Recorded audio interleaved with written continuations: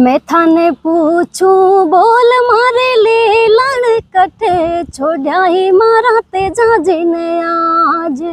मैं थाने पूछूं बोल मारे ले लड़ कटे छोड़ा ही मारा तेजा जी ने आज। मैया जी चूनड़ी में हीरा मोती चमके वो मारो देख देख मन हर से वो।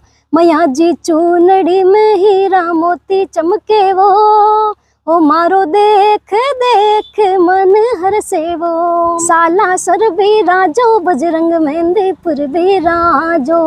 साला सर भी राजो बजरंग मेहंदीपुर भी राजो। अमरुदर में जोत जगाए गयो बाबो दौड़ी दजा फरुखाए गयो।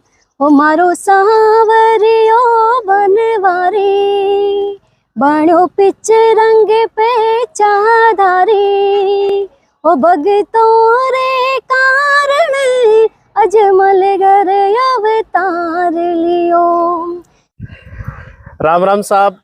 राजस्थान की पावन धरती पर केवाई माता के प्रांगण में हम आज विराजे हुए हैं। पीछे जो पहाड़ी देख रहे हैं वो किन्सरिया माता जी के नाम से प्रसिद्ध है, जो कि नागौर जिले, जो भूतपूर्व नागौर जिला है, उसके परबतसर तहसील में। और मेरे साथ में है बाल कलाकार आरती बुगालिया।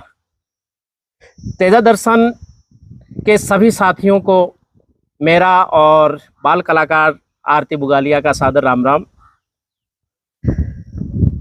जब भी कोई गांव ढाणी में दूर दराज की कोई ऐसी कलाकार हमारे संपर्क में आती है, सोशल मीडिया के माध्यम से मानो चाहे किसी न किसी माध्यम से, और लगभग 4 सालों से इनके पिताजी रामेश्वर जी बुगालिया, जो खुद भी गायक कलाकार हैं, उनके माध्यम से संपर्क हुआ है। और आज इनके गांव आना हुआ, जो किन्सरिया माता जी के प्रांगण में इनका गांव है बांसड़ा।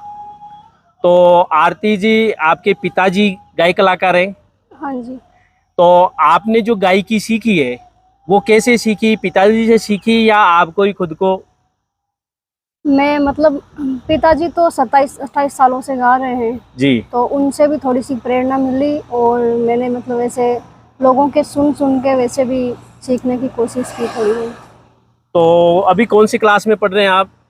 अभी मेरा ग्रेजुएशन कंप्लीट हुआ है और आगे पोस्ट ग्रेजुएशन की तैयारी में। ग्रेजुएशन कर रहे हैं और बिल्कुल ऐसा स्थान है आपका गांव जहाँ कोई विशेष गाड़ियां भी नहीं चलती है, मतलब एक अपनी जो खुद की गाड़ी भी लेके जाए तो वो रास्ता भी बड़ा ही खराब सा है।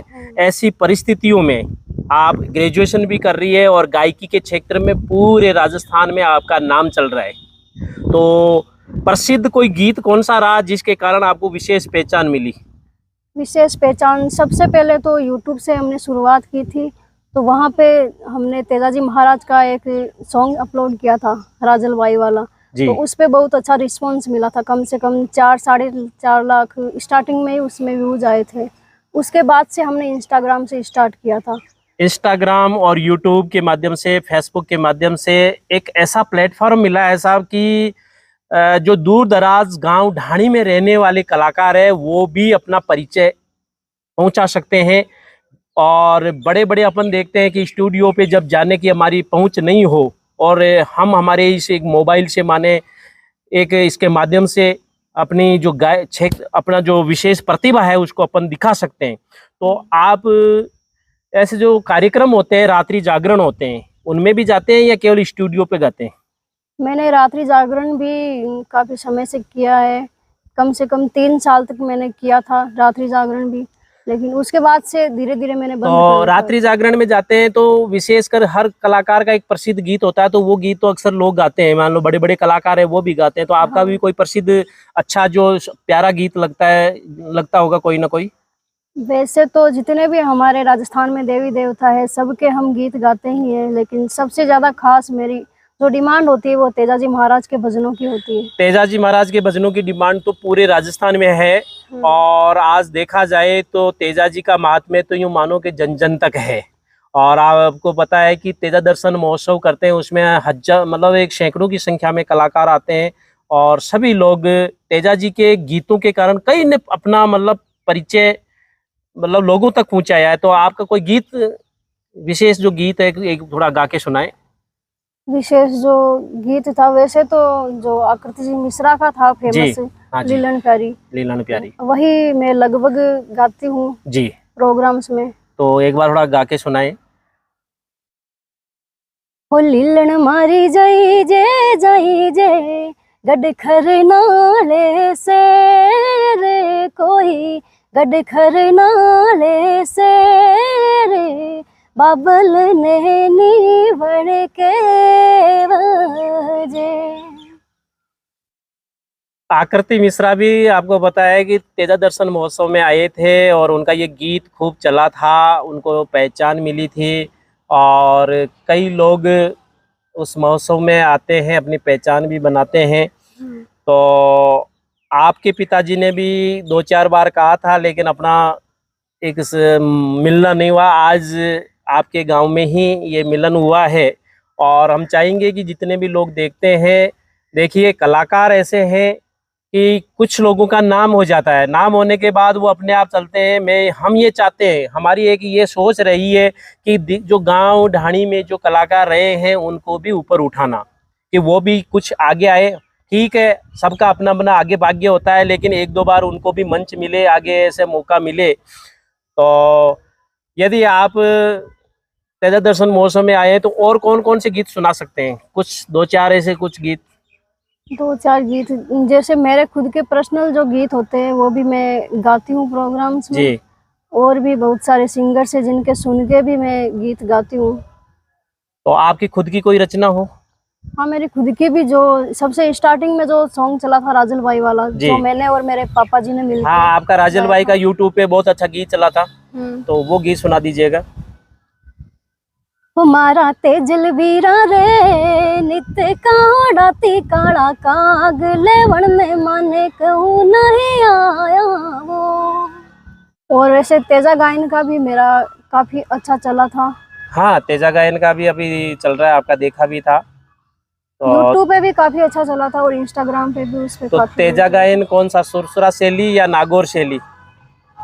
सुरसुरा शैली। सुरसुरा शैली का जो तेजा गायन है वो आप का खूब चला है, तो उसका भी थोड़ा तो 1-2 अंतरे सुनाए। जो लाइन सबसे ज्यादा चली थी मेरी वो वाली मैं सुनाती हूँ आपको जी। हुक्म है करो मारी माता, हुक्म करो मावो, थाकड़ा हुक्मा सोजा चा सास रे होई जे, धीरज राखो देवर ने छोबी राखो वो, बेलड़ली परणाई दो मासो छोट के होई जे। तो सुरसुरा शैली का जो तेजा गायन है वास्तव में अभी वर्तमान में ज़्यादा चल रहा है। जो पहले तो नागौर शैली का तेजा गायन खूब चलता था, लेकिन अब धीरे धीरे सुरसुरा शैली की ओर लोग रुचि दिखा रहे हैं। देखा है मैंने शेखावाटी क्षेत्र में भी, हर जगह, खुद नागौर में भी शेखावाटी इसको मतलब सुरसुरा शैली की जो गायन है। तो ज़रूर ही आप जैसी प्रतिभाएं हैं, अपना प्रयास जारी रखें। हम भी चाहेंगे कि आपको भी आगे स्टेज मौका मिलता रहे और इस तरह से आप आगे बढ़े। तो परिवार में पापा जी आपके हैं, सिंगर हैं, आपके मम्मी क्या करते हैं? मम्मी गृहिणी है। मम्मी गृहिणी है। कितने भाई बहन आप? हम 2 बहनें 1 भाई है। 2 बहनें और भाई है। ग्रेजुएशन आपने रेगुलर परबसर से? मैंने वैसे एग्जाम्स दिए थे रेगुलर एग्जाम में, बाकी तो प्राइवेट हो जाता है। प्राइवेट। तो बिल्कुल हम चाहेंगे कि आपको अच्छा मौका मिले इस क्षेत्र में। तो आपकी खुद की रुचि है पूरी कि भाई सिंगिंग, इस गायन में आप आगे बढ़े? मेरी पूरी रुचि इसी में है। इसकी वजह से मैंने अपनी पढ़ाई भी लगभग छोड़ ही दी थी। पहले मैं बहुत पढ़ती थी और इसके कारण मैंने पढ़ना भी छोड़ दिया जी। तो ऐसे कलाकार, कई कलाकार हैं जो गांव में गृहिणियां हैं, मैंने देखा है यूट्यूब के माध्यम से। तो उन लोगों को क्या कहना चाहते हैं कि हम बैठकर, आज हमें एक प्लेटफॉर्म मिला है, यूट्यूब मिला है, फेसबुक मिली है, इंस्टाग्राम मिली है, जिसका हम सदुपयोग कर सकते हैं। आपके हिसाब से आप क्या कहना चाहते हो? कई कलाकार हैं जो घरों में, ढाणियों में दबे बैठे हैं, उनको कुछ तो शर्म के मारे मानो या कुछ ऐसे आगे नहीं बढ़ पाते, तो उनके लिए क्या कहना चाहते हैं कि भाई ये आप, हम आगे बढ़ सकते हैं, ऐसा कुछ? वैसे कला को निखारना बहुत जरूरी है, अपने हुनर को छुपाना नहीं चाहिए किसी को भी। हम थोड़ी सी भी कोशिश करके अगर आगे बढ़ सके तो हमें बहुत सारे लोग सपोर्ट करने को मिलते हैं। तो कोई भी ऐसे अपने हुनर को छुपा के ना रखे। बस अगर आपके पास सुविधा ना हो तो फिर भी आजकल तो बहुत सारे प्लेटफॉर्म है सोशल मीडिया के थ्रू। इंस्टाग्राम से आप अपलोड कर सकते हैं। जैसे मैंने शुरुआत की थी, मेरे स्टूडियो में कम जाती थी, लेकिन मैंने खुद का ही छोटा सा सेटअप लगा के वहीं पे मैंने गाना स्टार्ट किया था। और उसी के जरिए मैं अब मतलब इंस्टा पे मेरे 6 लाख तक फॉलोवर्स हो गए, और फेसबुक पे भी कम से कम 83,000 तक मेरे फॉलोवर्स है, सिर्फ छोटा सा सेटअप लगा के ही। तो आप भी वैसी कोशिश कर सकते हैं और अपना हुनर आगे बढ़ा सकते हैं। बिल्कुल, गांव और ढाणी तक जो बैठी हुई प्रतिभाएं हैं, आप सभी के लिए एक छोटी सी बच्ची का एक मतलब मतलब आगे बढ़ने के लिए प्रोत्साहन भरे शब्द हैं कि आप भी इस तरह से आगे बढ़ सकते हैं। हमारे पास हर किसी के पास मोबाइल है और मोबाइल से ही हम शुरुआत कर सकते हैं, और अपनी दी प्रतिभा है तो इसको जरूर आगे बढ़ाना चाहिए। और बहुत बहुत बधाई और शुभकामनाएं देना चाहेंगे हम कि आप छोटी सी उम्र में ये शुरुआत की है। जरूर यदि कोशिश करेंगे तो आगे बढ़ेंगे। जी, धन्यवाद। धन्यवाद।